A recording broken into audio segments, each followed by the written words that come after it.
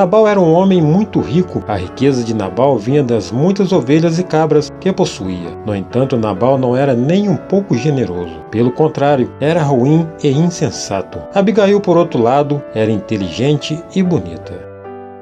Nesse tempo, Davi estava fugindo de Saul, pois Saul estava com inveja e não queria que Davi se tornasse rei depois dele. Davi estava unido a um bando de guerreiros que o seguiam para todos os lugares onde fugia. Mas para continuarem nessa vida, os guerreiros de Davi precisavam de mantimento. Normalmente, bandos de homens guerreiros assaltavam lugares sem nenhuma proteção para sobreviver, mas Davi não fez isso com Nabal. Davi decidiu tratar bem e com respeito a Nabal e sua família. Davi poderia tirar tudo o que quisesse de Nabal, mas em vez disso, lhe entregou uma mensagem respeitosa pedindo comida. Davi apelou para a generosidade de Nabal e pediu que enviasse o que pudesse. Nabal acabou tratando Davi com grosseria e se recusou a dar presente aos homens de Davi no tempo da tosquia das ovelhas. Abigail percebeu que a atitude do marido era uma afronta a Davi. Ela sabia que a atitude de Nabal colocava em risco toda a sua casa e família, pois Davi ficou irritado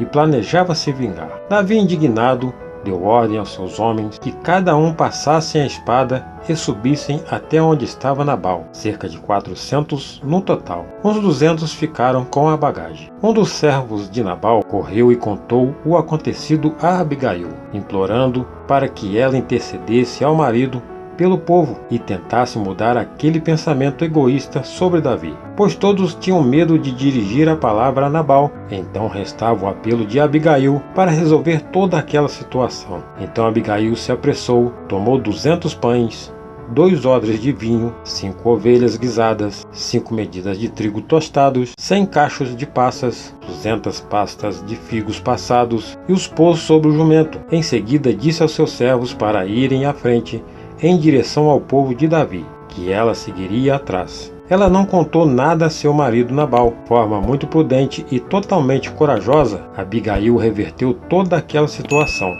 controlando a ira de Davi, e salvou a vida de Nabal e de todos os seus servos. Davi então agradeceu a Deus pela ida de Abigail ao seu encontro, impedindo que ele derramasse sangue injustamente pelas suas próprias mãos.